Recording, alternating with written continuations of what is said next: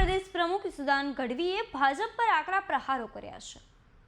તેમણે જણાવ્યું કે આ સરકાર જો પોલીસનો દુરુપયોગ ન કરે કે પોલીસની આગળ ન કરે તો બીજા દિવસે આ સરકાર પડી જાય એમ છે। નમસ્કાર, તમે જોઈ રહ્યા છો ગુજરાત પ્લસ ન્યૂઝ અને હું છું મમલ। તો આવો સાંભળીએ વધુમાં ઈસુદાન ગઢવી ભાજપને શું કહી રહ્યા છે। ખેડૂતોને ગમે ત્યાં તમે જાઓ, બે કામ આપણે દાખલા કઢાવવાના હોય તો લાઈનમાં ઉભો, અને મારા બેટા અહીંથી હેલ્મેટ ન હોય ને કઈ આમ તો અહીંયા ઉભો, બહુ 500 રૂપિયા અહીંયા બટકાવી લે, માન કરીને ભેગા કર્યા હોય, ગરીબોને લૂંટવાનું। આ બધું છે ને પીપળું બંધ કરી દેવું છે। કોઈ જ નહીં, પોલીસને માત્ર સુરક્ષા કરવાનું, બાકી કોઈ જ કામ નહીં। પોલીસને અધિકાર જ નથી ઉઘરાવવાનો, ભાઈ ઉઘરાવવાનો છે ને અધિકાર। આ ભાજપ સરકાર પોલીસનો દુરુપયોગ કરે, પોલીસને આગળ ન કરે ને તો બીજી સરકાર પડી જાય એમ છે।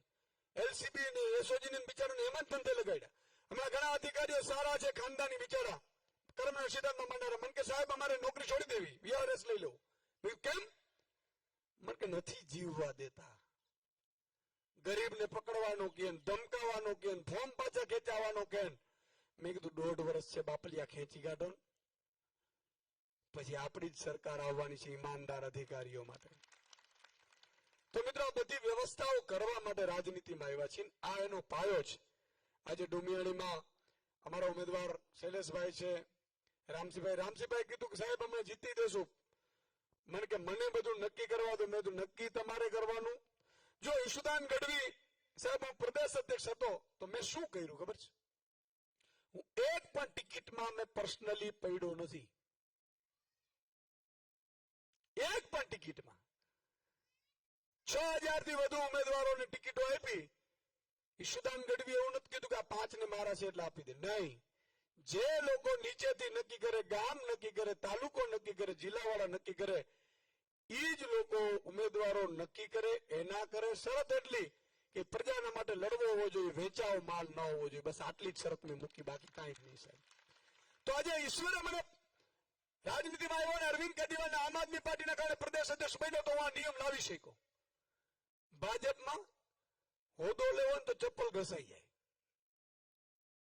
ચપ્પલ ઘસાઈ જાય, અને એટલા ભજીયા ખવડાવે નેતા આવે એટલે આડો આજુબાજુ આલોટવાના, આમ ને ગલુડિયા ની એમ આલોટે। બોલો, આપણા મજબૂત નેતા કહેવાતા હોય, ભાજપનો મોટો નેતા હોય, જયારે ગલુડિયો આજુબાજુ ફરતો એમ ફરતા હોય।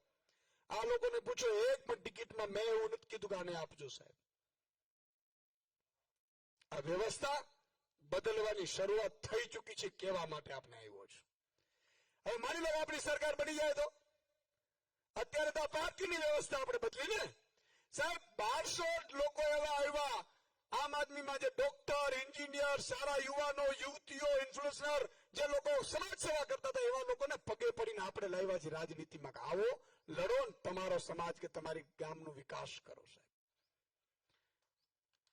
આવી વિચાર કરો, આ જ સ્થિતિમાં જો આપણી સરકાર બની જાય તો આ સંધ્યા સમયે તમને કહું છું સાહેબ કે ગાંધીનગરમાં એવા નિયમો બનશે કે મારે તમને અહીંયા કહેવું નહીં પડે કે વરજંગ જાડિયામાં ફટાકડા ફોડજો સાહેબ। તમે દિલથી ફટાકડા ફોડતા હશો ને લોકોને જમાડતા હશો। આવી વ્યવસ્થાઓ આપણે પેદા કરવાની।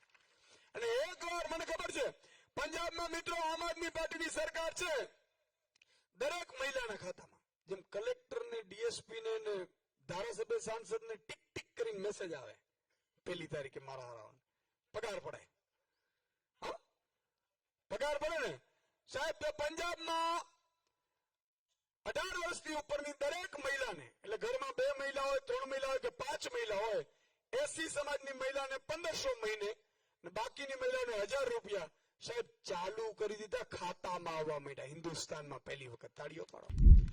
ઈસુદાન ગઢવીની વાતથી તમે કેટલા સહેમત છો, શું વિચારો છો, કોમેન્ટ કરીને અમને જરૂરથી જણાવજો। અત્યાર માટે બસ આટલું જ, ધન્યવાદ।